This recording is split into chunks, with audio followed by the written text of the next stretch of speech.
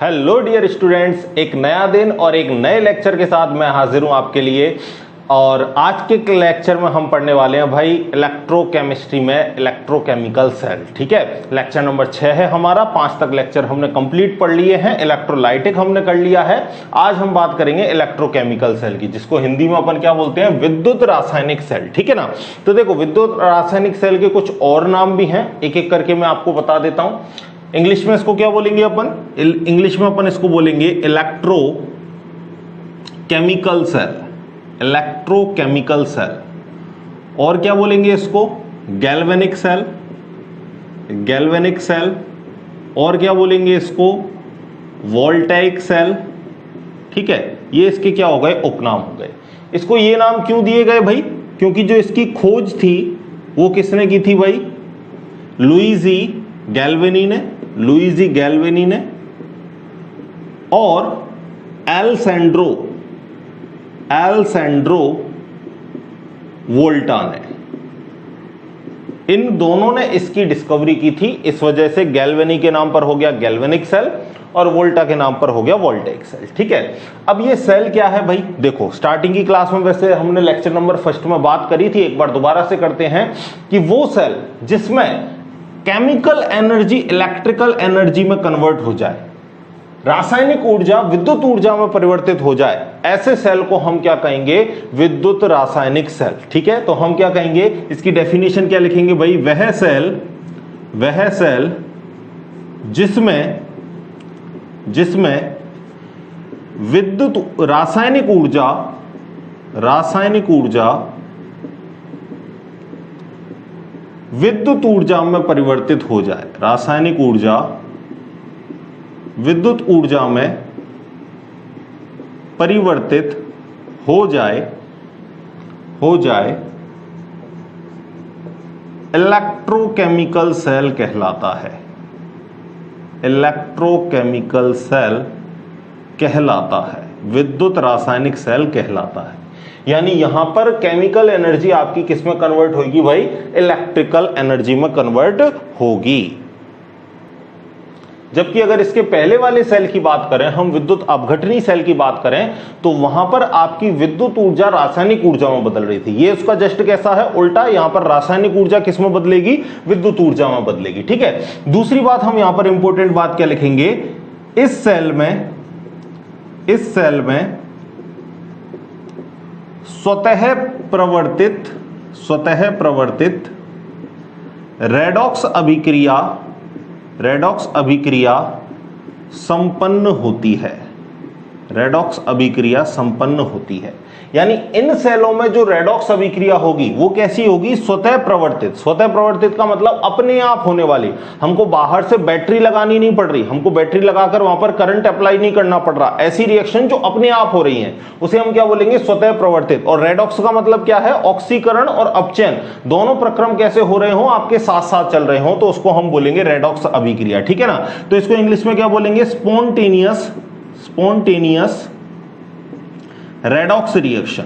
ठीक है, तो यहां पर कौन सा प्रोसेस होगा भाई? स्पॉन्टेनियस रेडॉक्स रिएक्शन वाला प्रोसेस होगा। स्वतः प्रवर्तित रेडॉक्स अभिक्रियाएं पाई जाएंगी। ठीक है, और आपका जब प्रोसेस स्पॉन्टेनियस होता है, स्वतः प्रवर्तित होता है, तो वहां जो गिब्स मुक्त ऊर्जा है उसका मान कैसा होता है भाई? ऋणात्मक। यानी डेल्टा जी जो होगा वो कैसा होगा? 0 से कम होगा। यानी डेल्टा जी के मान कैसे आएंगे? नेगेटिव आएंगे। ठीक है, तो आपसे कोई पूछ ले कि इलेक्ट्रोकेमिकल सेल के लिए गिब्स मुक्त ऊर्जा का मान बताओ, तो आप बताओगे 0 से कम, या इसका मान कैसा आएगा? नेगेटिव आएगा। ठीक है भाई, अब इसके एग्जांपल देख लेते हैं कि इलेक्ट्रोकेमिकल सेल में कौन कौन से एग्जांपल हैं। भाई सबसे इंपॉर्टेंट आपका यही सेल है। जितने आप ज्यादातर यूज में ले रहे हो ना सेल, चाहे आपकी बैटरी हो, चाहे आपका ड्राई सेल, लैक्लांसे सेल, कोई सा भी सेल हो। ठीक है, आपकी घड़ी में इवन जो मरकरी सेल डला है वो हो, कोई सा भी हो, ये सारे सेल किसके हैं भाई? आपके इलेक्ट्रोकेमिकल सेल के एग्जांपल है। ठीक है, तो हम यहां पर एग्जांपल लिख देते हैं। इस सेल में कौन कौन से आ जाएंगे भाई? ड्राई सेल आ जाएगा,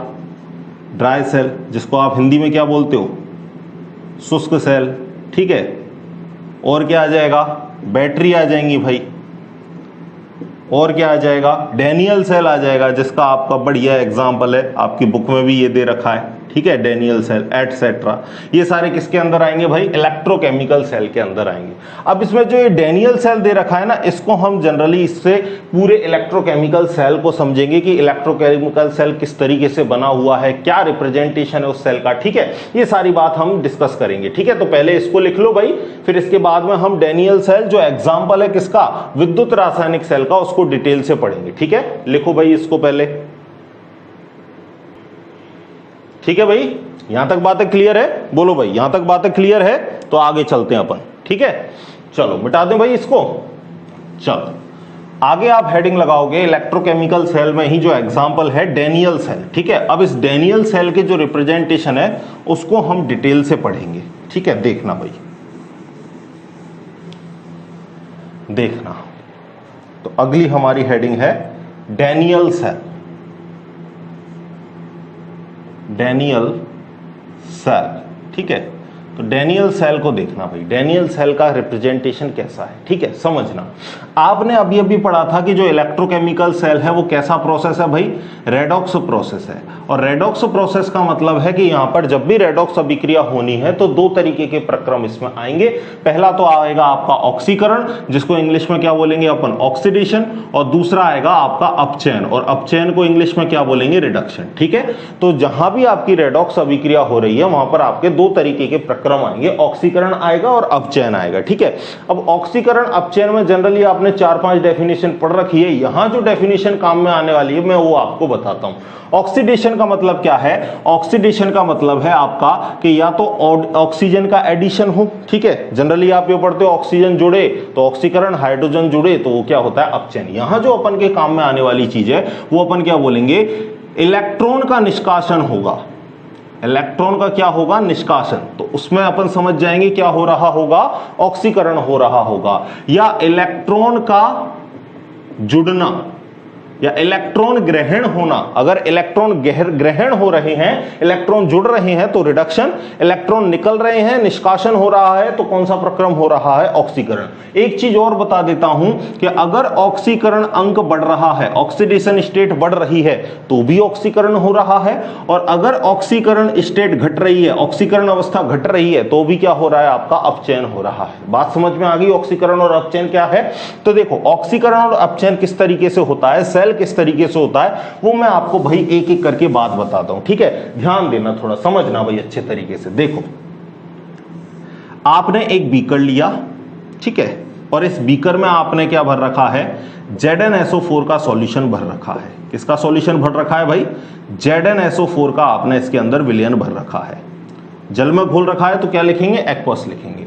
और इसके अंदर आपने जिंक की एक रॉड डाल रखी है। किसकी रॉड डाल रखी है, जिंक की रॉड डाल रखी है, जिंक की रॉड डाल रखी है आपने। ठीक है, और यहां पर इसी तरीके से आपने एक दूसरा डब्बा लिया है, दूसरा बीकर लिया है, और इसके अंदर आपने वही सॉल्यूशन भरा है, और लेकिन इस बार जो सॉल्यूशन है वो आपका है कॉपर सल्फेट का, CuSO4 का आपने इसके अंदर जलीय विलयन भरा है। ठीक है, और इसके अंदर जो आपकी रॉड है वो रॉड किसकी डाली है भाई, आपने इसके अंदर कॉपर की रॉड डाली है। इधर आपकी जिंक की रॉड और इधर आपकी जो रॉड है वो किसकी है, कॉपर की रॉड है। इधर आपकी कॉपर की रॉड है। ठीक है, अब यहां पर जो इस इलेक्ट्रोड को आपने जोड़ा है, या तो इसमें एक बल्ब लगा दो, बल्ब नहीं लगाओ तो इसमें आप वोल्ट मीटर लगा दो। ठीक है, और यहां आपने इसको इस दूसरे इलेक्ट्रोड से जोड़ दिया। ठीक है, यह आपका काम था भाई। ठीक है, अब यहां पर एक चीज क्वेश्चन आया माइंड में कि किसका तो ऑक्सीडेशन करवाएं और किसका रिडक्शन करवाएं। ठीक है, तो जो आपकी IUPAC है, IUPAC ने एक परिपाटी आपके लिए फिक्स कर दी। क्या फिक्स कर दी भाई, एक चीज से याद रखोगे, इसको मैं ट्रिक लिख देता हूं, इसकी लोन। IUPAC ने क्या डिसाइड कर दिया भाई, एक टर्म दे दी आपको लोन, जिसकी सहायता से आप इस सेल को रिप्रेजेंट कर सकते हो, सेल को बना सकते हो। IUPAC ने क्या बताया कि जो लेफ्ट साइड है वहां इलेक्ट्रोड पे आपको क्या करवाना है, ऑक्सीडेशन, ऑक्सीडेशन करवाना है, और जिसका ऑक्सीडेशन होगा उसको क्या बोलना है, एनोड, और एनोड पर जो साइन होगा वो कैसा होगा, नेगेटिव। क्या होगा भाई, साइन नेगेटिव होगा। ठीक है, एक बार दोबारा से देखो, ट्रिक क्या बताई अपन ने, लोन, LOAN, यानी जो लेफ्ट साइड जो डब्बा होगा, लेफ्ट साइड जो बीकर होगा, उस पर तो क्या होगा, ऑक्सीडेशन, और वहां का जो इलेक्ट्रोड होगा वो आपका एनोड होगा, यानी जिस पर ऑक्सीडेशन हो रहा है वो इलेक्ट्रोड आपका एनोड है, और एनोड पर साइन कैसा होगा, एनोड पर साइन होगा नेगेटिव। ठीक है, तो यहां जो जिंक है वहां पर क्या हो रहा है, ऑक्सीडेशन, यहां पर क्या हो रहा है भाई, ऑक्सीडेशन, और ऑक्सीडेशन हो रहा है, साथ में आपने क्या बोला कि जो साइन है वो कैसा होगा, नेगेटिव, और ये आपका जिंक रोड आपका किसका काम कर रहा है, एनोड का, और यहां एनोड पर साइन कैसा है भाई, नेगेटिव।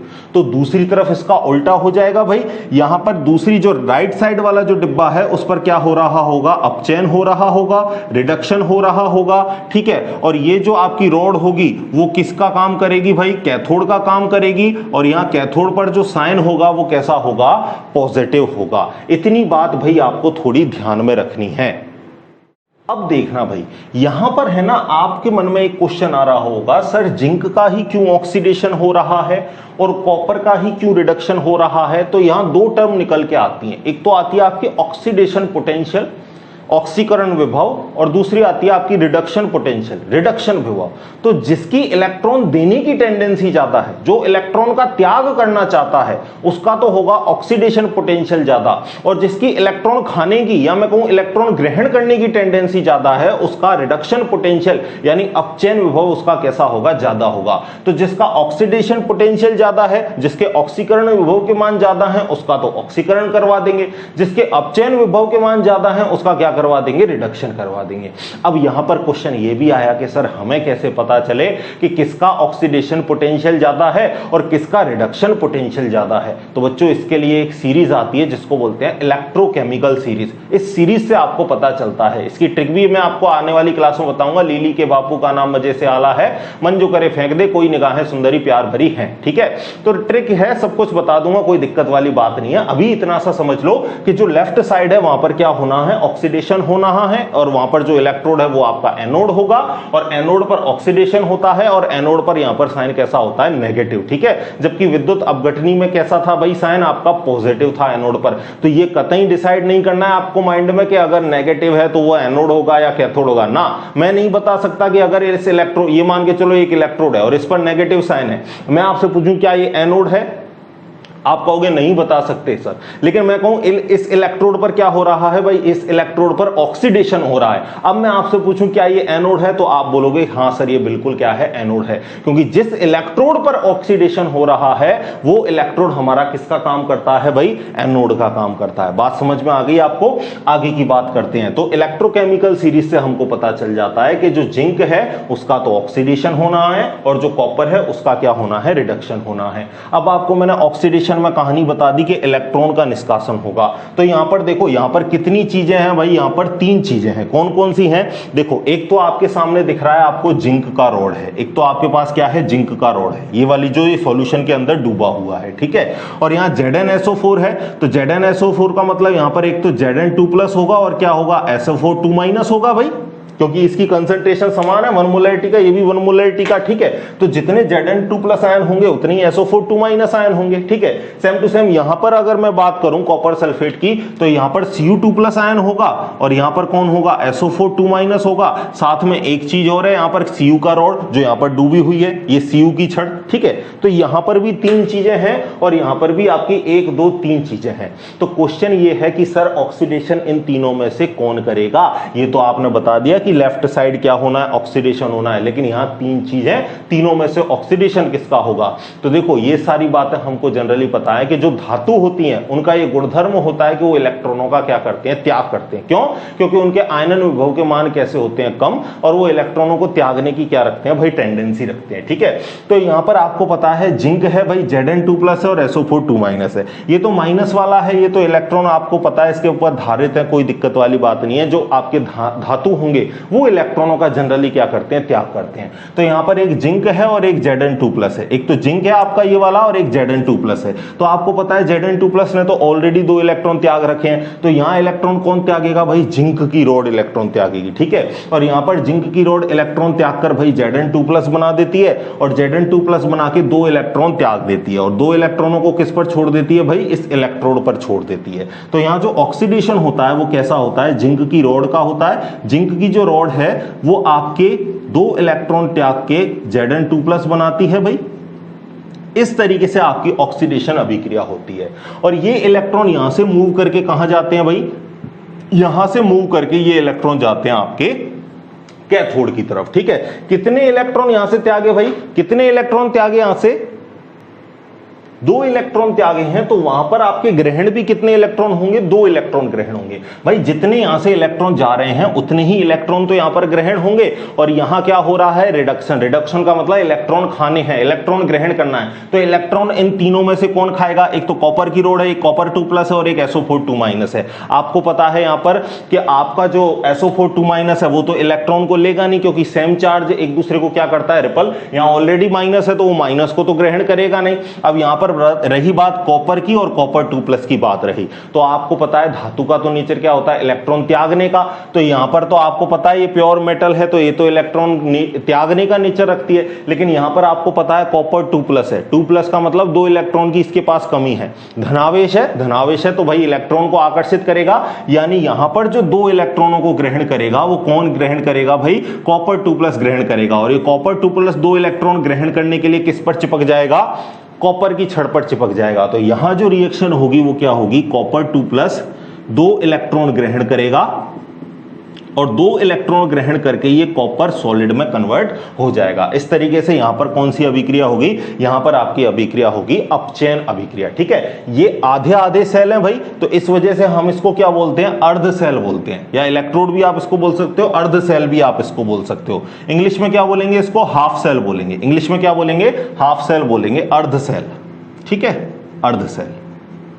तो यहां कुछ नाम भी मैं आपको लिख देता हूं। बाईं तरफ है तो इसको हम क्या बोल सकते हैं, बायां तरफ का इलेक्ट्रोड या लेफ्ट हाफ सेल। और क्या बोल सकते हैं, और बोल सकते हैं आपको यहां पर क्या हो रहा है, ऑक्सीडेशन हो रहा है, तो हम इसको और बोल सकते हैं ऑक्सीडेशन हाफ सेल।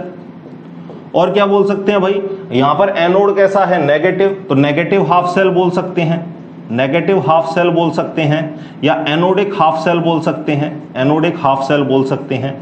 जो भी आपके चारों में से मर्जी हो वो नाम आप दे सकते हो। यहां पर आपको पता है क्या हो रहा है, रिडक्शन हो रहा है, और ये कहां है, दाईं तरफ है, तो आप इसको राइट हाफ सेल बोल सकते हो, राइट हाफ सेल बोल सकते हो।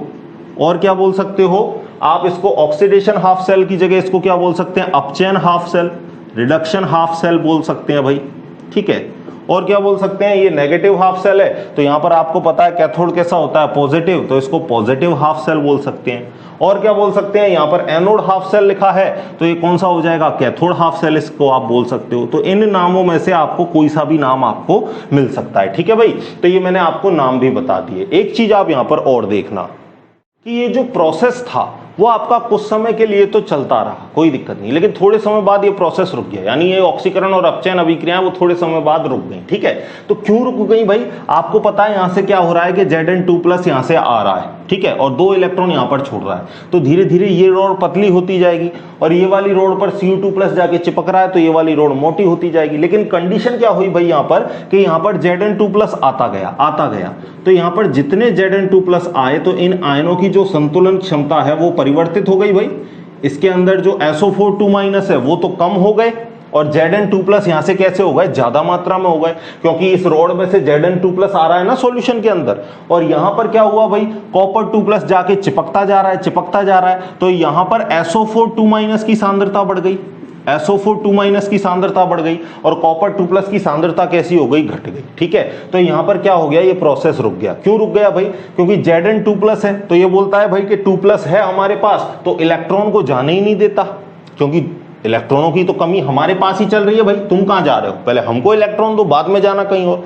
तो यहां पर चारों तरफ क्या आ जाते हैं, Zn2+ आ जाते हैं और ये इलेक्ट्रॉन को वहां पर जाने ही नहीं देते, इलेक्ट्रॉन का फ्लो ही होने नहीं देते। दूसरी चीज आप ऐसे समझ सकते हो कि यहां पर आसपास बहुत सारे Zn2+ आ गए तो ये इसके अंदर से Zn2+ को निकलने ही नहीं देते, क्योंकि प्लस प्लस एक दूसरे को क्या करता है, प्रतिकर्षित, तो यहां से Zn2+ और ज्यादा निकलने ही नहीं देते। और Zn2+ निकलेगा नहीं तो 2 इलेक्ट्रॉन यहां से जाएंगे नहीं, और 2 इलेक्ट्रॉन जाएंगे नहीं तो वहां पर 2 इलेक्ट्रॉन मिलेंगे नहीं, तो प्रोसेस रुक जाएगा। और यहां पर क्या कहानी हुई कि यहां पर SO4 2- बढ़ गए, और यहां पर आपको पता है इलेक्ट्रॉन आते हैं, और इलेक्ट्रॉन को ग्रहण करने कौन जा रहा था, पहले Cu2+ जा रहा था, लेकिन Cu2+ कम हो गया, बढ़ गए SO4 2-। आ कौन रहा है, इलेक्ट्रॉन, इलेक्ट्रॉन पर भी साइन कैसा होता है, नेगेटिव, SO4 2- पर भी साइन कैसा होता है, नेगेटिव। तो ये नेगेटिव नेगेटिव एक दूसरे को क्या करते हैं, रिपेल करते हैं, यानी SO4 2- इस इलेक्ट्रॉन को यहां पर आने ही नहीं देता है, इसको रिपेल कर देता है। तो जो कहानी हमारी चल रही थी वो कैसी हो जाती है, रुक जाती है। तो इस प्रॉब्लम को सॉल्व करने के लिए भाई, इस प्रॉब्लम को सॉल्व करने के लिए यहां पर क्या लगाया गया मैं आपको बताता हूं। देखो, इस प्रॉब्लम को सॉल्व करने के लिए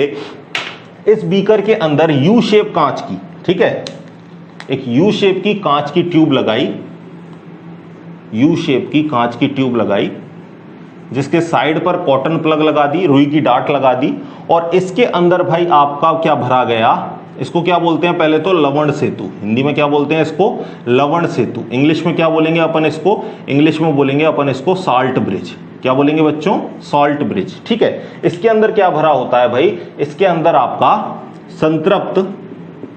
संतृप्त अक्रिय प्रबल विद्युत अपघट्य विलयन भरा होता है, प्रबल विद्युत अपघट्य भरा होता है, जैसे आपका KCl हो गया, KNO3 हो गया, ठीक है, और आपका क्या हो गया, Na2SO4 हो गया, ठीक है, K2SO4 हो गया, NaCl हो गया, ये सारे आपके इलेक्ट्रोलाइट भरे होते हैं, ठीक है। किस में भरे होते हैं भाई, जिलेटिन या अगर अगर जेल में, अगर अगर जेल के अंदर, ठीक है, या अगर अगर पाउडर के अंदर इनको मिला के हम इसमें लवण सेतु को इसमें भर देते हैं, जैसे हमने यहां पर भर दिया सपोज KCl, ठीक है। तो KCl में आपको पता है क्या होगा, K+ होगा, Cl- होगा, ठीक है। एक चीज और समझो कि यहां पर हमने ये अगर अगर जेल क्या है, ये सारी चीजें समझो। और पहली बात तो संतृप्त और अक्रिय हमने क्यों लिया, अक्रिय इनर्ट हमने इस वजह से लिया भाई कि ये किसी भी मीडियम से जाकर क्या करे, रिएक्शन ना करे, रिएक्शन जाके कोई प्रेसिपिटेट ना बना दे, कोई अवक्षेप ना बना दे, वरना हमारी कहानी पूरी की पूरी परिवर्तित हो जाएगी। तो कहने का मतलब जो इलेक्ट्रोलाइट आप अंदर भर रहे हो वो कैसा होना चाहिए, अक्रिय होना चाहिए। और अक्रिय कब होगा, जब वो संतृप्त हो, तृप्त हो गया अपने आप में, किसी से कोई रिएक्शन करने की जरूरत नहीं। इस वजह से हम सैचुरेटेड, संतृप्त अक्रिय प्रबल विद्युत अपघट्य लेते हैं। अच्छा, प्रबल ही क्यों लेते हैं, दुर्बल क्यों नहीं लेते, प्रबल इस वजह से लेते हैं क्योंकि उनकी जो आयनिक गतिशीलता है, जो आयनिक मोबिलिटी है, वो कैसी हो, ज्यादा हो और बराबर हो। बराबर का मतलब कि जब K+ और Cl- इधर उधर जाए तो ये बराबर वेग से जाए, इनकी गतिशीलता कैसी हो, बराबर हो, ठीक है भाई। अब यहां पर आपको पता है यहां पर कौन से आयन ज्यादा थे, आपके Zn2+ आयन ज्यादा थे, तो 2+ यानी धनावेश यहां पर बढ़ रहा है। तो धनावेश बढ़ रहा है तो यहां पर इस धनावेश को न्यूट्रल करने के लिए कौन जाता है, यहां से Cl- जाता है, ठीक है। और यहां पर आपको पता है यहां पर कौन बढ़ रहा था, ऋणावेश बढ़ रहा था, तो ऋणावेश को संतुलित करने के लिए यहां से कौन जाता है भाई, K+ जाता है, ठीक है। अब आपके दिमाग में क्वेश्चन आ रहा होगा कि सर यहां से अगर Cl- जा रहा है तो ये जिंक से रिएक्शन करके सर ZnCl2 तो बना सकता है, और अगर यहां से K+ जा रहा है SO4 2- के पास, तो K+ SO4 2- से रिएक्शन करके K2SO4 भी तो सर बना सकता है। बिल्कुल बात सही है भाई, बना सकता है। लेकिन यहां पर मैं रिएक्शन में क्या कह रहा हूं कि भाई रिएक्शन में आपका जो पार्टिसिपेट ना करे, पार्टिसिपेट का मतलब यहां पर यह है कि ये अभिक्रिया करके प्रेसिपिटेट ना बनाए, अवक्षेप ना बनाए, ठीक है। मेन कंडीशन यहां पर यह है, किताबों में लिखा रहता है आपके कि अभिक्रिया ना करे, अभिक्रिया कर लेगा ये, यहां पर ZnCl2 से अभिक्रिया कर लेगा, ZnCl2 बना लेगा, तो ZnCl2 भी वापस डिसोसिएट हो जाएगा। किसमें डिसोसिएट हो जाएगा, ये डिसोसिएट हो जाएगा वापस किसमें, Zn2+ में और Cl- में। तो हमको जो आपके आयन थे वो वैसे के वैसे ही रहे। यहां पर गया K2SO4 बनाया, अब K2SO4 भी कैसा है, हाईली सॉल्युबल है, तो K2SO4 वापस से किसमें डिसोसिएट हो जाता है, 2K+ में, और SO4 2- में डिसोसिएट हो जाता है। तो कहानी वो की वही रही। तो यहां पर जो मैं अभिक्रिया करने का मतलब कह रहा हूं, उसका मतलब सीधा सा है कि अभिक्रिया के अंदर जाके कोई प्रेसिपिटेट ना बनाए। जैसे फॉर एग्जांपल अगर हम यहां पर AgCl ले लेते या KCl ले लिया, लेकिन ये जो रॉड थी वो आपकी किसकी होती, सिल्वर की होती,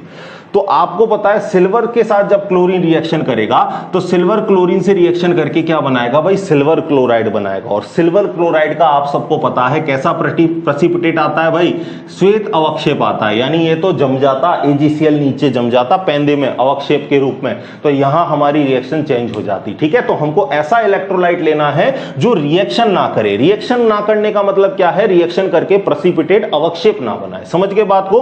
तो ये कहानी बस आपको समझाने के लिए थी, इतनी, इनको लिखने की जरूरत नहीं है, इसको केवल समझने के लिए। ठीक है,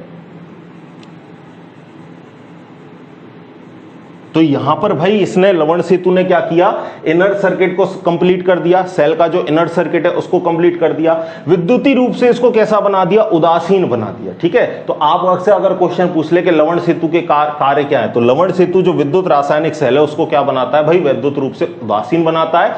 इनर सर्किट को कैसा कर देता है, इनर सर्किट को कंप्लीट कर देता है। ठीक है, उदासीन कैसे बना रहा है भाई, यहां धनावेश था तो यहां ऋणावेश पटक दिया, यहां ऋणावेश ज्यादा था तो यहां धनावेश को डाल दिया, तो इस तरीके से ये कैसा हो चुका था, उदासीन हो चुका था। तो एक बार इस कहानी को लिखो भाई, फिर आगे आपको कुछ पॉइंट मैं आपको और बताता हूं। लिखो इस कहानी को एक बार, सेल को बना लो, डायग्राम को अच्छे से बनाओ भाई, बना लिया। अच्छा, साइड से मिटा देता हूं मैं, साइड से मिटा के हम चीजों को डिस्कस और कर सकते हैं। ठीक है, देखना भाई, देखो कुछ बातें आपको और बताता हूं, वीडियो को पॉज करके आप सेल को बना लेना अच्छे से।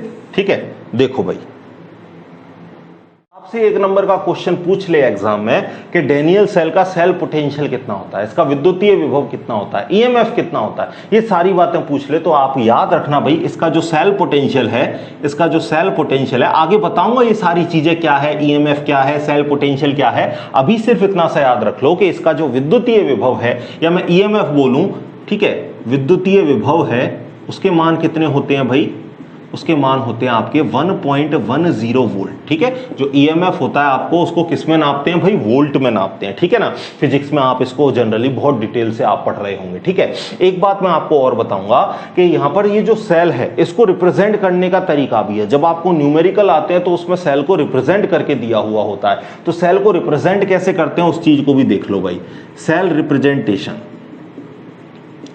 सेल रिप्रेजेंटेशन, सेल को किस तरीके से प्रदर्शित करते हैं उस चीज को समझना भाई। ठीक है, जब अवस्था एक जैसी हो, अवस्था एक जैसे का मतलब जैसे सॉलिड सॉलिड हो, लिक्विड लिक्विड हो, या एक्वस एक्वस हो, एक्वस का मतलब जलीय, जब अवस्था एक जैसी हो, जब अवस्था आपकी एक जैसी हो तो क्या लगाना है, कॉमा लगाना है। जब अवस्था आपकी कैसी हो, समान हो। ठीक है, दूसरी बात, जब आपकी अवस्था, जो आपका फेज है वो कैसा हो, भिन्न भिन्न हो, अलग अलग हो, तो आपको क्या लगाना है भाई, स्लैश लगाना है, स्लैश लगाना है। ठीक है, और जब आपका लवण सेतु हो, साल्ट ब्रिज हो, लवण सेतु हो, तो आपको क्या लगाना है भाई, डबल स्लैश लगाना है। ये कॉमा हटा, ये ब्रैकेट हटा देते हैं, डायरेक्ट समझ लो, तब आपको क्या लगाना है, डबल स्लैश लगाना है। ठीक है, तो देखो इस सेल को रिप्रेजेंट करते हैं, जैसा आपने सेल बनाया है ना, सेम टू सेम वैसे ही रिप्रेजेंट करना है। अगर आपको कोई सेल दे दे और बोले कि इसको रिप्रेजेंट करके बताओ, तो किस तरीके से रिप्रेजेंट करोगे, जैसा सेल दे रखा है वैसा की वैसा ही आपको रिप्रेजेंट करना है।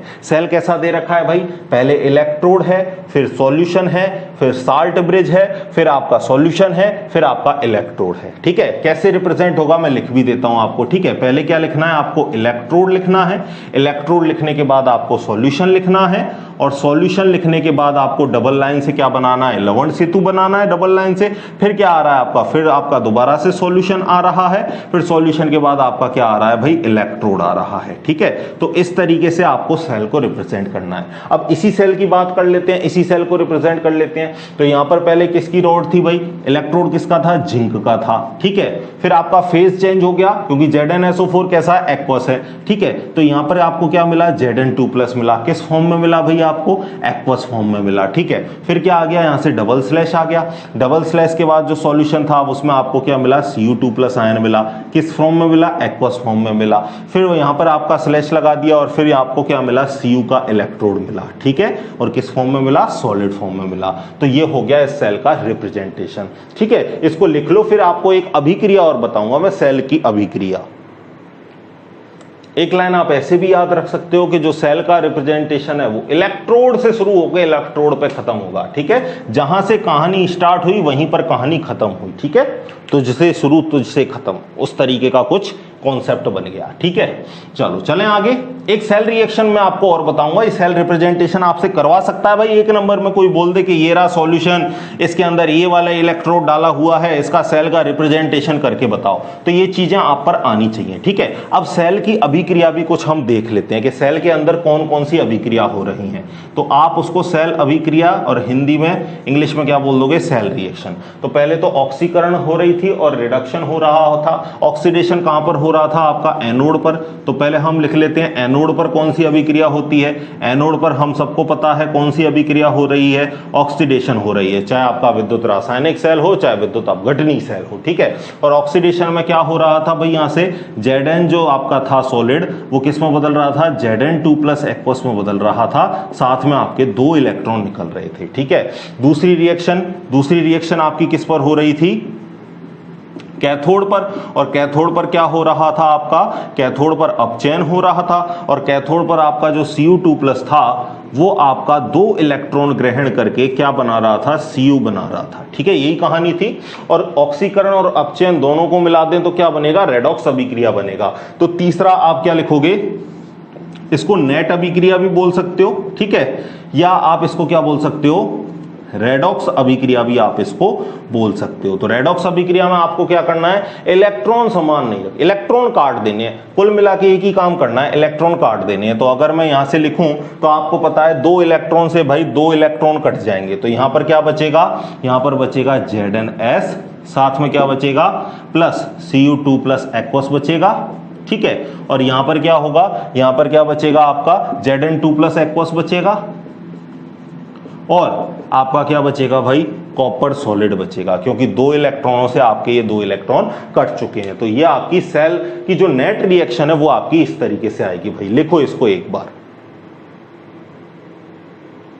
ठीक है। तो ये लास्ट वाली रिएक्शन को आप नेट रिएक्शन या इसको संपूर्ण अभिक्रिया भी आप कह सकते हो, तो कोई दिक्कत वाली बात नहीं है, संपूर्ण अभिक्रिया भी कह सकते हो। एक नंबर में डायरेक्ट पूछ लेता है डैनियल सेल की सेल अभिक्रिया लिखिए, डैनियल सेल की सेल अभिक्रिया लिखिए। या आपको दूसरा क्वेश्चन क्या पूछ लेगा, आपको पूछ लेगा डैनियल सेल का सेल पोटेंशियल कितना है। तीसरा क्वेश्चन आपसे क्या पूछ लेगा, डैनियल सेल का नामांकित चित्र बनाओ, ठीक है। तो ये 3 क्वेश्चन आपके बन सकते हैं, अक्सर एग्जाम में पूछे, बार बार पूछता रहता है, तो याद रहे आपको 1 नंबर का क्वेश्चन देगा वो, ठीक है, या तो सेल का चित्र बनवाएगा या सेल की रिएक्शन पूछेगा या सेल का पोटेंशियल पूछेगा, ठीक है। और आपसे थ्योरी पूछेगा नहीं, थ्योरी आप ऐसे लिख भी सकते हो कि 2 इलेक्ट्रोड लेते हैं हम इसमें, एक जिंक का जो ZnSO4 सॉल्यूशन में है, एक कॉपर का जो CuSO4 सॉल्यूशन में है, इन दोनों को हमने एक वोल्टमीटर से अटैच कर दिया और दोनों के बीच में एक लवण सेतु उपस्थित होता है जिसमें हम संतृप्त अक्रिय प्रबल विद्युत अपघट्य विलयन लेते हैं, जो क्या काम करता है भाई, जो आपका जो इलेक्ट्रिकल न्यूट्रलिटी प्रदान करता है, उदासीनता प्रदान करता है, दूसरी बात इनर सर्किट को कंप्लीट करता है, ठीक है। किस में लेते हैं इसको, अगर अगर जेल में लेते हैं। अगर अगर जेल किसका काम करता है भाई, इसको गाढ़ा बना देता है, ठीक है। इलेक्ट्रोलाइट के सॉल्यूशन को कैसा बना देता है, गाढ़ा बना देता है। इसको चाइना ग्रास भी बोलते हैं, ठीक है, चाइना ग्रास भी आप नेट पे देख सकते हो, ठीक है ना। जो केक वगैरह पुडिंग वगैरह बनाते हैं ना, तो उसमें इसका यूज लेते हैं अगर अगर जेल का, ठीक है। चलो तो आज की कहानी बहुत है भाई, इलेक्ट्रोकेमिकल सेल अच्छे से समझ लिया है और आगे की बात में हम चर्चा करेंगे, नेक्स्ट क्लास में चर्चा करेंगे। तब तक पढ़ते रहिए, खुश रहिए, धन्यवाद।